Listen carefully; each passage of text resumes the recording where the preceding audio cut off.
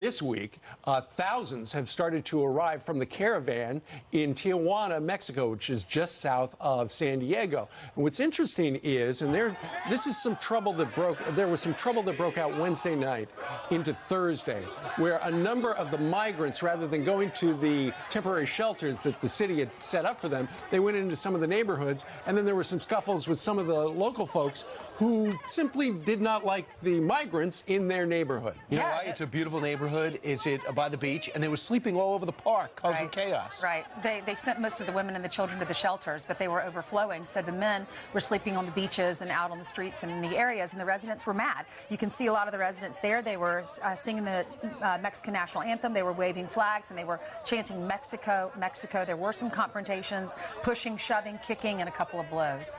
Meanwhile, they are expecting thousands more in the coming days and weeks. So they are at our southern border, which is a headline. And yet, when you go in the Wayback Machine, not too long ago, there were a lot of very prominent Americans who said that caravan is never going to get here. Watch this. It's a lie that this caravan is a problem of that magnitude. Right. They've been running on an imaginary caravan. Call this an invasion. It might be the most pathetic invasion of a country in world history if this were actually an invasion, but of course it's not. People he called invaders, even though they were 1,000 miles away. This deployment of U.S. troops to the border right before the election might just be for a political reason, not for a real military reason. The programming on the caravan was propaganda.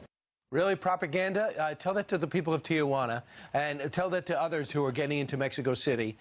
They're coming, the troops are there, and already they're starting to show some signs that they could overwhelm the system. Well, and the New York Times, the Washington Post, Fox News, we've been telling you, the reporting, ever since they broke down that barrier on the 19th day of October in Guatemala and they were heading this way, we've tried to keep you posted, and yet some people, as you just heard in that, felt that this was not a problem. But now they are at our southern border. We've seen all the videos of the thousands of migrants that are walking toward the border.